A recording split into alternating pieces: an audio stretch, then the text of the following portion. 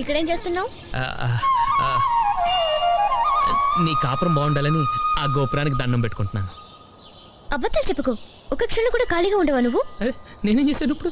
ఏం తెలియనట్టు మొహాల పెట్టుకో. ఇందాక నుంచి అమ్మాయికి నువ్వు లైన్ వేయట్లేదు. తెలిసిపోయిందా నీకు? పిచ్చిముండ ఇంకా దానికే తెలియలేదు. కొంచెం హెల్ప్ చేయొచ్చు కదా. చిచి, నువ్వు బాగుపడవు.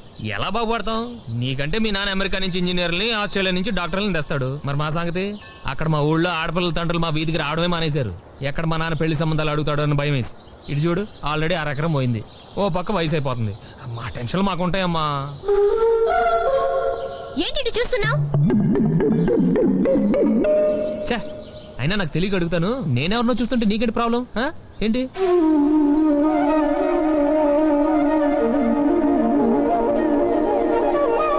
నువ్వంటే నాకు ఇష్టం. జోక్ లేకు. ఏరా, నీకోసారి చెప్తే అర్థం కదా. నువ్వు నాకు నచ్చావు. వేరే అమ్మాయిని ఎవరైనా చూసావనుకో, చంపేస్తాను. అండర్స్టాండ్?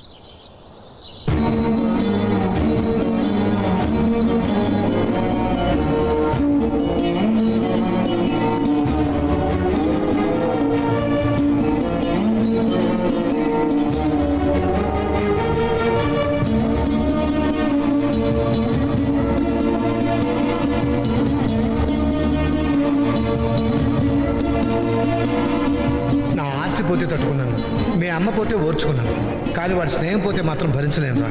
నువ్వు అక్కడికి వెళ్ళి బాగుపడిపోయినా పర్వాలేదు, కానీ నీ వల్ల మా స్నేహం పాడవకుండా ఉంటే నాకు అంతే చాలు.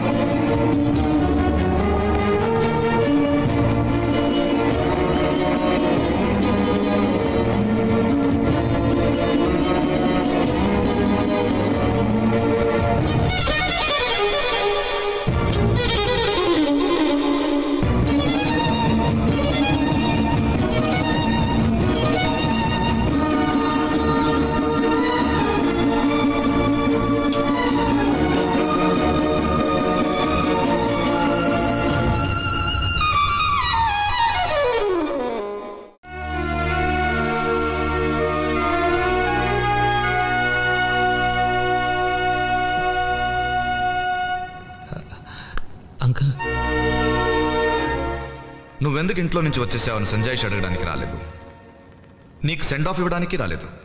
నేను కూడా అనకాపల్లి వస్తున్నాను. నీ గురించి చెప్పడానికి కాదు, మీ నాన్న క్షమాపణ చెప్పడానికి.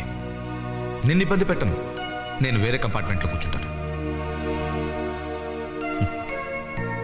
మీ నాన్న ప్రతి పండక్కి 2 జతల బట్టలు కొనేవాడు. ఒకటి వాడికి, ఒకటి నాకు. ప్రతి సంవత్సరం 2 సెట్ల పుస్తకాలు కొనేవాడు. ఒకటి వాడికి, ఒకటి నాకు. వాడి ప్రతి సంతోషాన్ని నాతో కలిసి పంచుకునేవాడు. కష్టం మాత్రం ఒక్కడే అనుభవించాడు. మీ అమ్మ చనిపోయినప్పుడు నేను స్టేట్స్లో ఉన్నాను.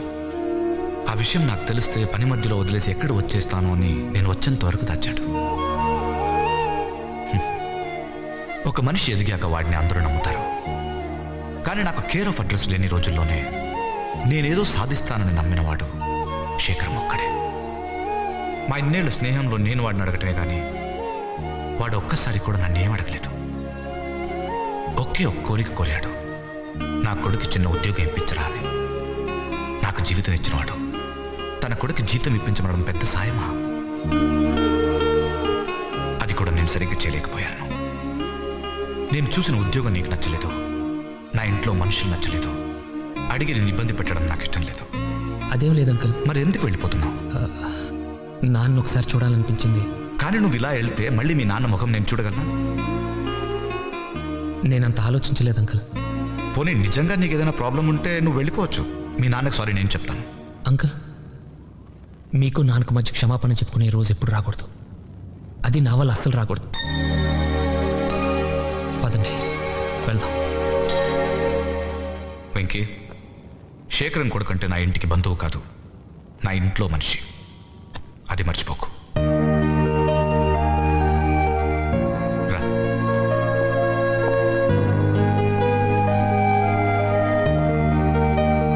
వెళ్ళి భోంచేయి. అలాగే. ప్లాట్ఫామ్ మీద సమోసాలు గట్రా చెత్త తినలేదు కదా? అబ్బే లేదంక.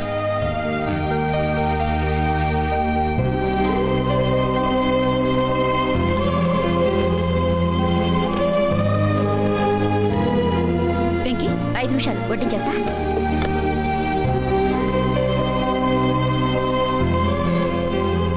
Sorry aunty. ఎందుకు? చెప్పకుండా వెళ్ళిపోయినందుకు. భలే వాడివే. ఇది నీ ఇల్లు, నీకు ఇష్టం వచ్చినప్పుడు రావచ్చు, నీకు బోరు కొట్టినప్పుడు వెళ్ళొచ్చు. ఆయన అన్నీ అలాగే అంటారు, చెప్పెళ్ళాలి చెప్పులేసుకెళ్ళాలి అని. అవేం పట్టించుకోకు, నీకెలా కావాలంటే అలా ఉండు.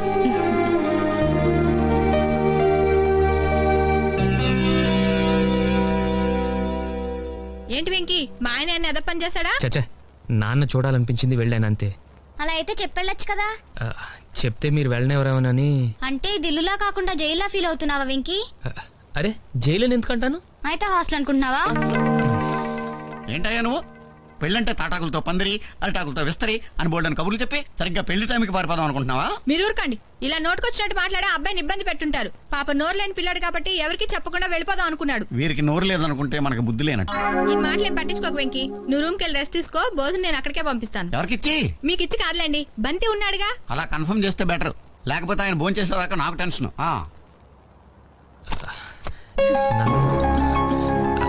నందు నందు ప్లీజ్, నేను చెప్పేది ప్లీజ్ నందు.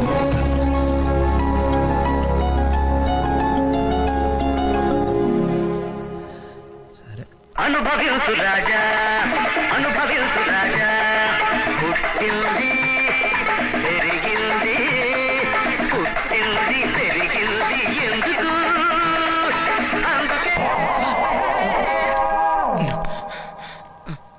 నాకెంత బాధగా ఉందో తెలుసా సార్? తిరిగి వచ్చినందుక? అవును సార్. కాదు సార్, మీరు వెళ్ళిపోయినందుకు. బంతే ఏమైనా కావాలా సార్? కొంచెం మనశ్శాంతి. వెళ్ళిపోతాను సార్.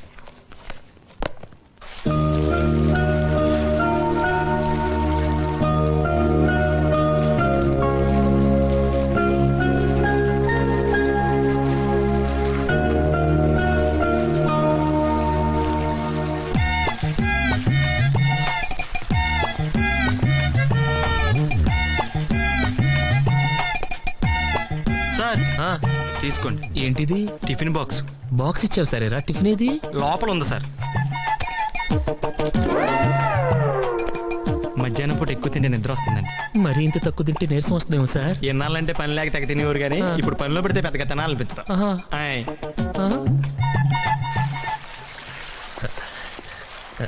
గుడ్ మార్నింగ్ నందు.